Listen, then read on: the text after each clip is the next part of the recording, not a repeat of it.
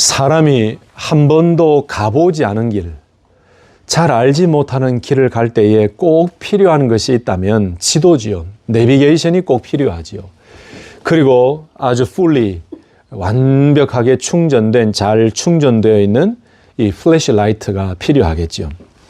지금은 구글 지도, 이 스마트폰에 나오는 구글 지도 어플이 얼마나 잘 나와 있습니까? 세계 어디를 가더라도 이 지도, 구글 지도 하나만 딱 펴면은 어디든지 찾아갈 수가 있고 미리 전 세계를 다 볼 수 있을 정도로 참 좋은 세상, 살기 편한 세상이 된 것 같습니다.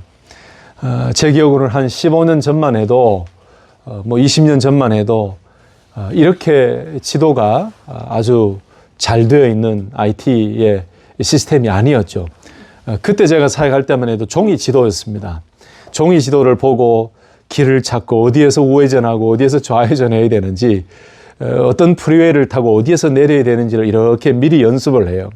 미리 연습을 하고 카피를 해가지고 그걸 들고 신방하고 가정을 찾아다니면서 사역했던 그 모습이 생각이 났습니다. 근데 요즘에 얼마나 좋은 세상입니까? 이 스마트폰 하나만 들고 있고 이 지도, GPS, 구글 앱만 하나 딱 들고 있으면 어디든지 갈 수 있고 또 언제든지 볼 수 있으니 참 살기 좋은 세상이 된 것 같습니다. 저 넓은 바다를 항해할 때도 배에서 꼭 필요한 것은 바로 항해할 때 꼭 필요한 GPS가 필요하죠. 내비게이션이 필요하고 나침반이 필요합니다. 저 높은 하늘 나르는 이 비행기에도 GPS가 필요하고 나침반이 필요해요. 또 어두운 길, 밤길을 다닐 때 안전하게 다니기 위해서는 이 플래시라이트가 필요하지요. 그것도 완전히 충전되어 있는, 오랫동안 사용할 수 있는 그 플래시라이트가 있어야만 안전하게 갈 수가 있습니다. 마치 전조등 없이 차량을 운전하면은 사고의 위험이 있지만 늘 플래시라이트가 깨끗하게 전조등이 잘 비춰지면은 어떤 길을 달리더라도 안전하게 달려갈 수 있는 것처럼 처음 가보는 길, 또 우리가 어두운 밤길을 걸어갈 때에, 다닐 때에 꼭 필요한 것은 이 바로 라이트고 또 지도고 GPS지요. 그런데 지도 없이 나침반 없이 교만하게 그 길을 찾아 나섰다가 우리가 실수하고 또 여러 가지 어려움을 겪게 되는 경우도 생깁니다.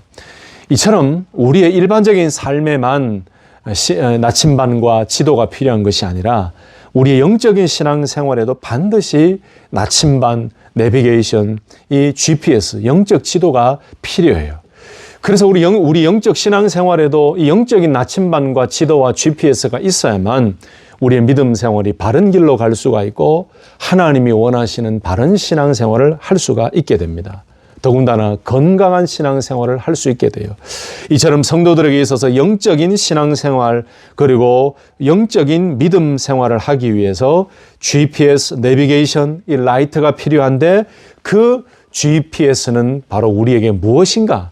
바로 살아있는 하나님의 말씀이 우리에게 지도요, GPS요, 나침반이라는 사실입니다. 아멘이십니까? 여러분, 기독교는 말씀의 종교입니다. 기독교는 말씀의 종교예요. 말씀으로 온 우주 만물을 창조하시고 천지를 창조하셨습니다. 하나님께서 말씀으로 하나님 자신을 드러내셨어요. 말씀으로 하나님의 사랑을 보여주셨고 말씀으로 구원의 계획을 말씀해 주셨어요. 말씀으로 응답하셨고 말씀으로 치유하셨고 말씀으로 역사하셨어요. 구약과 신약의 모든 믿음의 선진들은 하나님의 말씀을 듣고 그 말씀을 순종하며 살아왔습니다. 또 하나님께서는 말씀이라는 특별 계시를 우리에게 주셔서 그 말씀을 통해서 하나님의 하나님 되심을 가르쳐 주셨고 어떻게 구원을 얻는지 구원의 길을 우리에게 예언해 주시고 말씀해 주셨어요. 그 구원의 길은 오직 예수 그리스도 그 한 분밖에 없다. 오직 예수 그리스도의 십자가의 죽으심, 피 흘리심을 통해서 그 속죄의 은혜와 죄 사함의 은혜를 말씀해 주셨고 이 모든 구원의 일들을 말씀을 통해 우리에게 알려주셨어요. 예언해 주시고 그 예언대로 다 성취되었던 것이죠.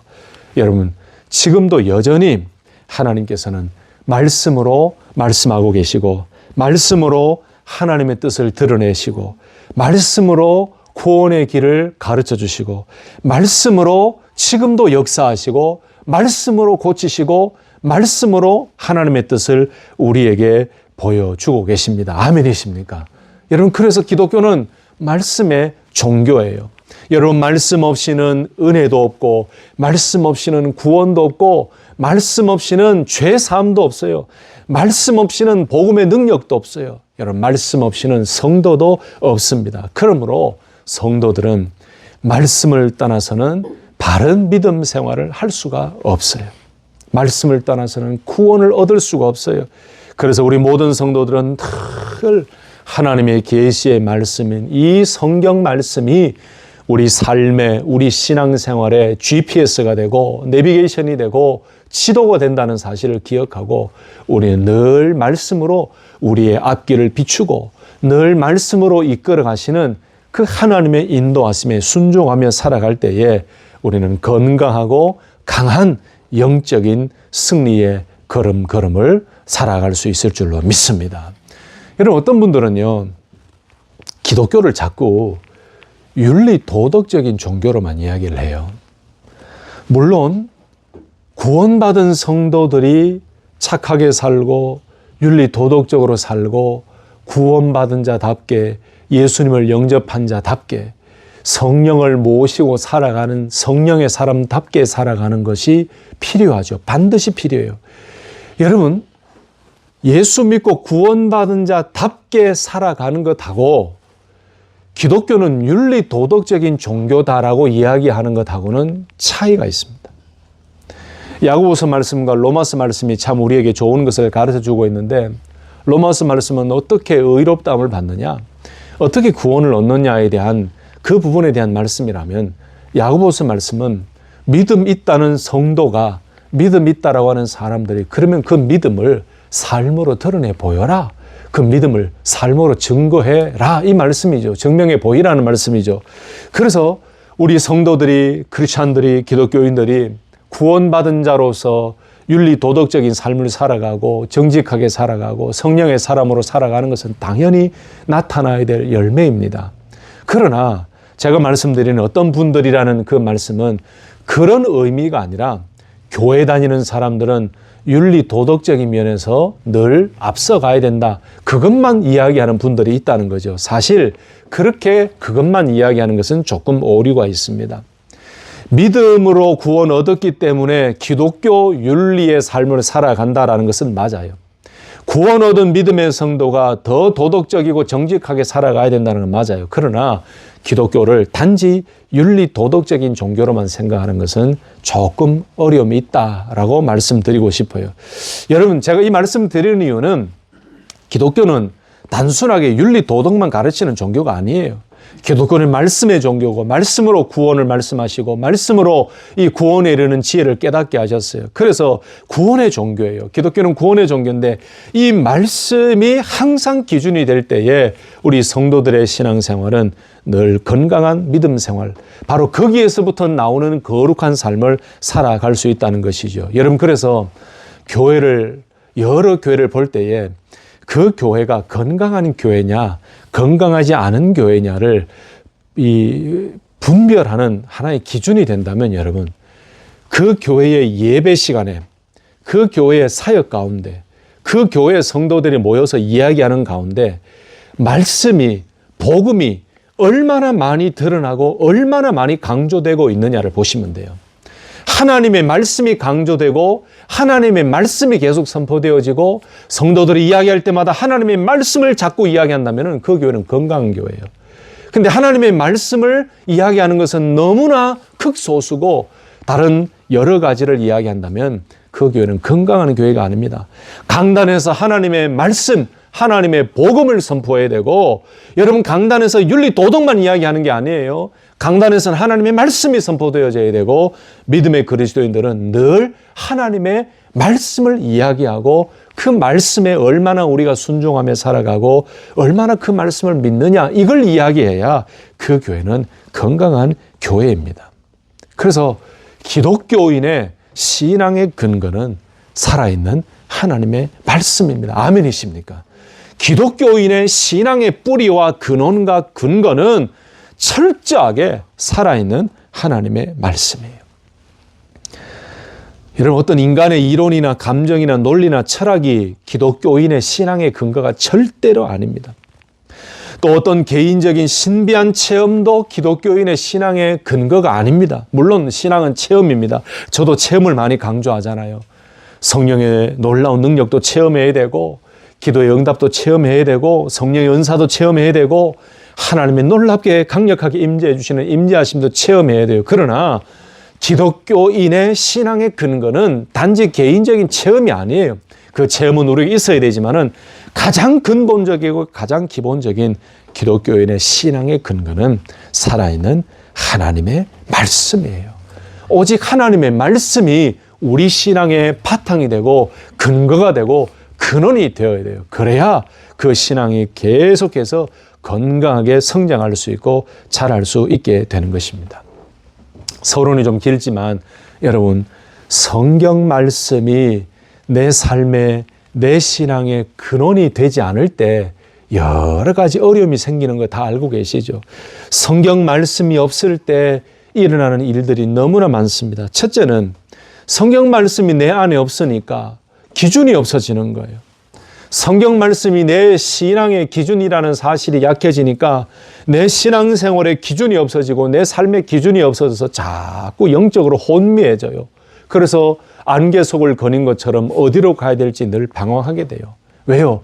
하나님의 말씀이 기준이 되지 않기 때문에 그래요.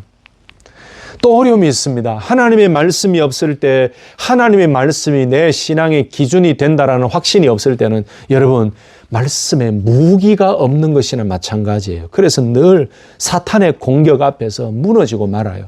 그래서 하나님의 전신갑주를 입으라라고 하는 그 말씀의 목적도 그거지요. 그래서 우리는 성경 말씀이 우리 가운데 기준이 되어 있을 때에 이 사탄의 어떤 공격에도 우리는 넘어지지 아니하고 그 말씀의 무기로 분별하고 물리칠 수 있고 이길 수 있게 되는 것입니다. 아멘이십니까? 사랑하는 성도 여러분, 매일매일 살아가시면서 하나님의 말씀이 삶의 기준이 되고 하나님의 말씀이 신앙생활의 근거가 되시기를 예수님의 이름으로 축복합니다. 여러분, 바로 이렇게 하나님의 말씀이 우리 신앙생활, 우리 모든 믿음 생활의 근거가 된다라고 제가 강조했는데 이 말씀을 가장 잘 나타내는 말씀이 바로 오늘 우리가 읽었던 이 시편 말씀이라고 저는 생각합니다. 구약의 수많은 믿음의 사람들을 한번 보세요. 항상 하나님의 말씀을 들었고 그 말씀을 순종하며 한 걸음 한 걸음 나아갔습니다. 노아도 그랬어요. 아브라함도 그랬습니다. 이삭도, 야곱도, 모세도, 여호수아도, 다윗도 늘 하나님의 말씀 앞에 엎드려 겸손하게 하나님의 말씀으로 응답받고 하나님의 말씀으로 인도함을 받았어요. 여러분, 신약도 마찬가지예요. 예수님의 탄생도 하나님의 말씀으로 예언되어졌던 것이 이루어졌는데 요한복음 1장 말씀 한번 보세요. 정말 우리가 쉽게 이해할 수 있도록 이렇게 말씀합니다. 요한복음 1장 1절 말씀 보시면 태초에 말씀이 계시니라. 이 말씀이 하나님과 함께 계셨으니 이 말씀은 곧 하나님이시니라 라고 말씀해요. 태초부터 계셨던 이 말씀이 하나님과 함께 계셨고 이 말씀이 곧 하나님이시라 그랬습니다. 2절에 보면 그가 태초에 하나님과 함께 계셨고 3절에 만물이 그로 말미암아 지은 바 되었으니 지은 것이 하나도 그가 없이는 된 것이 없느니라. 4절에 그 안에 생명이 있었으니 이 생명은 사람들의 빛이라. 5절에 빛이 어둠의 빛이 돼 어둠이 깨닫지 못하더라 라고 말씀해요. 말씀이신 그 예수님, 생명의 빛으로 오신 예수님이 이 땅에 오셨음에도 불구하고 이 어두운 세상에 많은 사람들이 그 빛 대신 주님을 깨닫지도 받아들이지도 않았다라는 말씀이지요. 11절 보면은 자기 땅에 오매 자기 백성이 영접하지 아니하였으나 12절에 영접하는 자, 곧 그 이름을 믿는 자들에게는 하나님의 자녀가 되는 권세를 주셨으니 더 중요한 말씀이 나오죠. 14절에. 이 요한복음 1장 14절 말씀이 정말 중요합니다. 말씀이 육신이 되어 우리 가운데 거하심에 우리가 그의 영광을 보니 아버지의 독생자의 영광이요 은혜와 진리가 충만하더라 라고 말씀해요. 말씀이 육신이 되어 우리 가운데 거하심에 여러분 보세요. 말씀이 육신이 되었다. 태초부터 있던 이 말씀이 하나님이시라 그랬고 그 말씀이 예수님이죠. 그 말씀이 육신이 되어 우리 가운데 거하셨다. 그 말씀이 성육신 하시어서 이 땅에 우리 가운데 임하셨다. 이 세상에 성육신 하셨다라고 말씀해요. 예수님이 인간으로 세상에 오셨다는 것은 바로 하나님이 우리 가운데 임재하셨음을 보여주는 그 말씀이죠. 말씀이 육신이 되어 우리 가운데 거하심에 우리가 그의 영광을 보니 아버지의 독생자 영광이요 은혜와 진리가 충만하더라. 여러분 보세요. 말씀이신 주님께서 우리 가운데 임하셔서 그 주님께서 우리에게 말씀으로 말씀해 주시고 말씀으로 구원의 길을 허락해 주셨어요. 그래서 이 기독교인의 그리스도인의 모든 믿음의 시작과 진행과 끝은 신앙의 모든 근거는 바로 말씀이에요. 말씀이신 그리스도 그 주님이 신앙의 근거가 되고 말씀이 근거가 되는 겁니다. 그래서 오늘 우리가 읽었던 시편 이 119편 105절 말씀은 우리의 신앙의 근거가 되고 우리 삶의 지침이 되는 그것이 말씀이라는 것을 아주 명확하게 강조하며 말씀하고 있습니다. 다시 한번 보실까요? 119편 105절 말씀에 주의 말씀은 내 발의 등이요 내 길의 빛이니이다 라고 말씀해요. 주의 말씀은 내 발의 등이요 내 길의 빛이니이다. 여러분 이 등이라는 것은 등불을 이야기하는 거죠.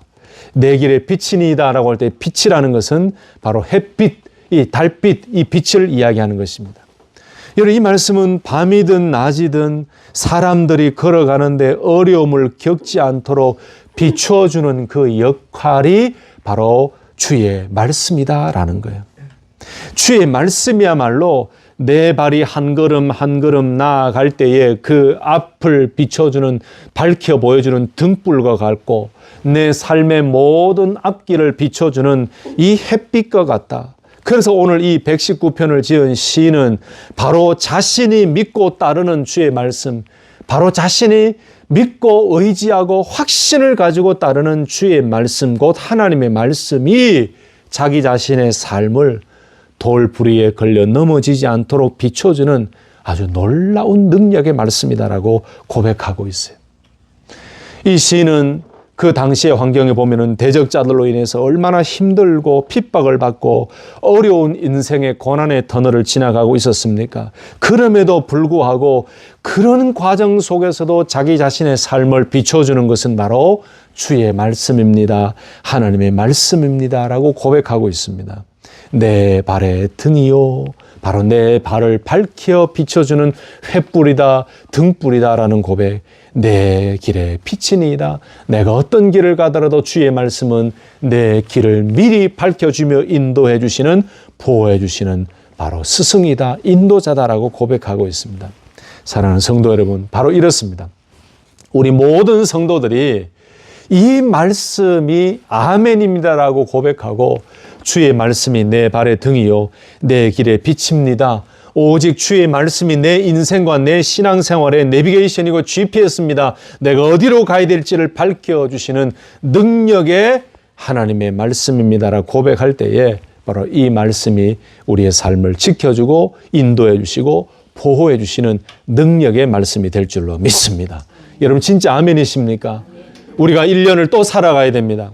이 1년을 또 살아가는데 우리가 한 번도 가보지 못한 2025년을 살아갈 때에 우리의 길을 밝히 비춰주시고 우리를 인도해 가시는 것은 무엇이냐? 하나님의 살아있는 이 말씀밖에 없다는 것을 꼭 기억하시기를 바랍니다. 이 말씀 붙잡고 말씀을 묵상하고 말씀을 읽을 때 하나님께서 말씀을 통해 깨닫게 하시고 말씀을 통해 지혜를 주시고 말씀을 통해 응답을 주시고 말씀을 통해 분별하게 하세요. 그래서 우리 성도들이 늘 하나님의 말씀을 붙잡고 살아가야 됩니다. 저는 우리 교회 성도님들이 그냥 이 말씀, 성경 말씀, 성경책을 그냥 성도들이 다 가지고 다니는 그 책이 아니고 오늘 시인의 고백처럼 주의 말씀은 내 발의 등이요 내 길의 빛입니다라고 고백하면서 말씀 없이는 내가 한 걸음도 하루도 제대로 살아갈 수 없다라는 고백과 함께 늘 말씀을 붙들고 살아가는 늘 말씀을 사모하는 그런 귀한 성도님들 되시기를 다시 한 번 더 예수님의 이름으로 축복합니다. 말씀을 마무리하면서 또 한 가지 중요한 말씀이 있죠. 우리가 읽었던 디모데 후서 3장 말씀이죠. 자, 그렇다면 이 말씀이 우리 발의 등이요 우리 길의 빛이라는 사실을 우리가 확신했어요. 우리가 또 한 번 깨달았습니다. 그렇다면 등이 되고 빛이 되는 이 말씀이 우리에게 주는 그 유익이 뭘까요? 이 디모데후서 3장 말씀을 보면 아주 명확하게 잘 요약하고 있는데 이 말씀이 우리에게 어떤 유익과 어떤 능력이 있나 다시 한번 보십시다. 디모데후서 3장 15절 말씀 보세요. 또 어려서부터 성경을 알았나니 성경은 능히 너로 하여금 그리스도 예수 안에 있는 믿음으로 말미암아 구원에 이르는 지혜가 있게 하느니라. 여러분, 성경 말씀 안에 구원에 이르는 지혜가 있습니다. 그 다음에 16절 보세요. 모든 성경은 하나님의 감동으로 된 것으로 교훈과 책망과 바르게 함과 의로 교육하기에 유익하니 이는 하나님의 사람으로 온전하게 하며 모든 선한 일을 행할 능력을 갖추게 하려 함이라. 여러분, 16절 17절 말씀을 우리 그리스도인들이 매일 아멘 아멘 하고 고백한다면 하나님의 말씀을 떠날 수가 없어요. 하나님의 말씀을 붙잡을 수밖에 없어요. 여러분 보세요. 모든 성경은 하나님의 감동으로 된 것이다. 여러분, 하나님의 감동으로 했다는 것은 하나님의 영감에 의해서 기록되어졌다 이 말씀이죠. 하나님의 영감, 하나님의 완전한 감동으로 쓰여진 것이 성경이다라는 말씀이에요. 근데 이 성경이, 이 하나님의 감동으로 쓰여진 이 성경이 우리에게 어떤 유익이 있느냐? 바로 보세요. 교훈이 있습니다. 책망이 있습니다. 바르게 함이 있습니다. 의로 교육하기에 유익하다라고 말씀해요. 또 한 가지는 하나님의 사람으로 온전하게 만들고 모든 선한 일을 행할 능력을 갖추게 한다라고 말씀해요. 여러분, 여기 나오는 모든 성경은 하나님의 감동으로 되었다. 교훈과라고 이야기하죠. 이런 교훈이라고 하는 것은 가르침을 이야기합니다. 더 구체적으로는 믿음의 성도들에게 주시는 신앙적인 영적인 가르침을 이야기해요. 하나님의 감동으로 영감으로 쓰여진 이 성경 말씀을 읽고 묵상할 때에 이 성경 말씀을 통해 하나님께서는 말씀을 통해 우리를 가르쳐 주세요. 무엇이 영적인 길이고 무엇이 지혜이고 무엇이 구원의 길이고 무엇이 예수님에 대한 내용인지, 하나님은 어떤 분이신지 주님은 어떤 분이신지 우리에게 늘 가르쳐 주세요. 여러분, 성경을 읽을 때에 교훈을 얻게 됩니다. 성경을 읽을 때에 하나님의 가르침을 얻게 돼요. 성경을 읽을 때에 늘 하나님의 구원의 은혜와 관련된 그 지식적인 가르침과 그 은혜의 가르침을 우리가 얻게 되는 거예요. 어디서요? 성경에서. 여러분, 성경 많이 읽으셔서 하나님의 구원의 그 관련된 모든 지혜와 지식과 가르침을 이 말씀을 통해 배우시고 이 구원의 확신을 가지고 하나님을 더 깊이 알아갈 수 있기를 예수님의 이름으로 축복합니다.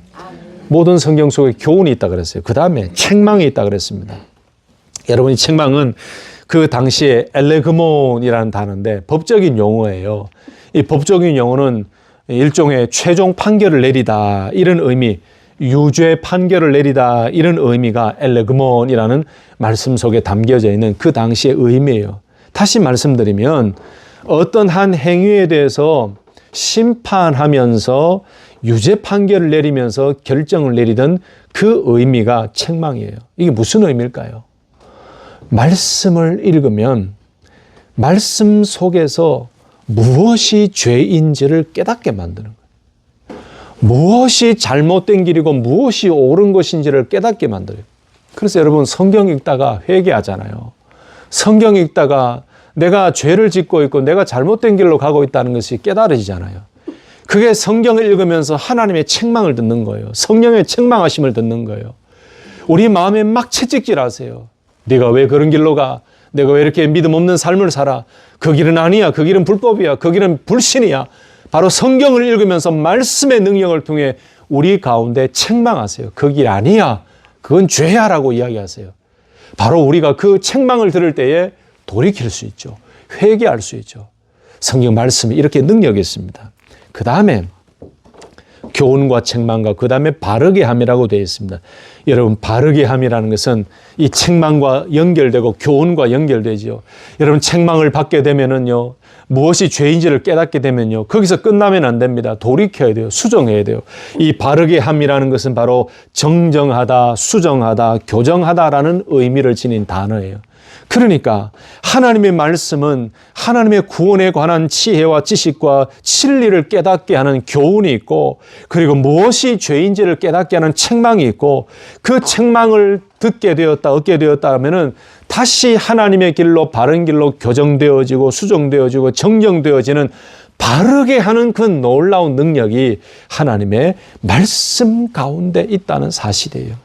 그러니까 우리가 말씀을 읽으면서 사람이 변화되어지고 또 회개하게 되어지고 하나님을 더 깊이 알아가게 되어지고 주님을 더 깊이 알아가게 되어지고, 여러분 말씀을 읽다 보면 사람의 성품이 변화되어져서 굉장히 아름다운 성품으로 만들어지면서 거룩한 성령의 사람으로 변화되어지는 것을 여러분 많이 보시죠. 그래서 여러분 교회를 오래 다닌다는 것을 자랑하지 말고 말씀을 얼마나 많이 묵상하고 얼마나 믿음으로 하나님의 말씀을 사랑하고 사모하느냐, 이것을 자랑해야 돼요. 우리가 신앙생활 하다 보면 정말 그런 걸 보게 됩니다. 어떤 분은 신앙생활 한 지 몇 년이 안 돼요. 근데 그분의 신앙이 얼마나 깊어지고 얼마나 열매를 맺고 얼마나 성숙해지는지, 그 이유와 비결을 이렇게 가만히 살펴보니까 그분의 신앙생활은 늦게 시작했지만 매일매일 은혜 받은 그때부터 하나님의 말씀을 읽어요. 늘 말씀을 묵상하고 큐티를 하고 말씀을 사모하고 말씀을 메모하고 적으면서 매일매일 말씀을 묵상하는 것, 말씀을 떠나지 않아요. 그분들의 삶에 나타나는 동일한 열매가 뭐냐? 성장과 성숙이에요. 근데 반대로 신앙생활은 이분보다도 더 수십 년 오래 했지만 말씀이 없는 분들은요, 너무너무 가벼워요. 성숙이 없어요. 성장이 없어요. 변화가 없어요. 그저 기독교인이라는 그 의례적인 형식밖에 없는 모습을 볼 때 참 많은 생각을 하게 됩니다. 성도 여러분, 모든 성경은 하나님의 감동으로 쓰여졌고 그 말씀에는 교훈과 책망과 바르게 함이라는 이 놀라운 능력이 이 말씀 속에 있다는 것을 기억하시기를 바랍니다. 또 한 가지, 의로 교육하기에 유익하니라고 말씀하고 있지요. 여러분, 이 말씀이 뭘까요? 하나님의 의를 받은 의의 백성으로서 살아갈 수 있도록 잘못된 교훈이나 세상의 교훈이나 풍조에 유혹받지 아니하고 그 의의 길로 갈 수 있도록 인도하는 역할이 바로 하나님의 말씀이다라고 이야기하고 있어요. 또 한 가지는 이 말씀은 하나님의 사람으로 온전케 한다. 보세요. 의의 길로 가도록 인도해 가시니 이 말씀이 의의 백성인 것을 깨닫게 하고 그 길로 가게 만드시니 결국 그런 삶은 하나님의 사람으로 온전하게 변화되어져 간다는 거예요. 이걸 어떻게, 이게 무엇이 이렇게 만들어 간다고요? 하나님의 말씀이 하나님의 사람으로 온전케 만들어 간다는 거예요. 그것뿐만 아니고 모든 선한 일을 행하기에 온전하게 하기 위해서 이 하나님의 말씀이 우리에게 필요하다라는 사실이에요. 자, 여러분, 그렇다면 오늘 말씀을 한번 엮어봅시다. 제가 처음에 뭐라고 말씀드렸습니까? 우리가 한 번도 가보지 않은 길을 갈 때에, 또 어두운 밤길을 다닐 때 우리에게 필요한 것이 뭐라 그랬습니까? 바로 GPS, 지도고 나침반이고 그리고 플래시 라이트가 필요하다 그랬습니다. 근데 이것은 우리 신앙생활에도 필요하다 그랬습니다. 우리 신앙생활의 가장 중요한 나침반과 GPS는 뭐라고요? 바로 살아있는 하나님의 말씀이라고 그랬습니다. 그러면 이 하나님의 말씀이 정말 우리 신앙생활의 내비게이션이라는 것을 잘 나타내주는 말씀이 어디 있다 그랬습니까? 시편 119편 105절 말씀, 주의 말씀은 내 발의 등이요 내 길의 빛이니이다. 이 한 절이 완전히 다 모든 의미를 다 포함하고 있지 않습니까? 그렇다면 내 발의 등이요 내 길의 빛이 되는 이 말씀이 어떤 역할과 어떤 유익이 있다고요? 바로 디모데후서 3장 14절, 15절, 16절, 17절 말씀이 그 말씀이라 그랬죠. 모든 성경은 하나님의 감동으로 된 것으로 우리에게 어떤 것을 주신다고요?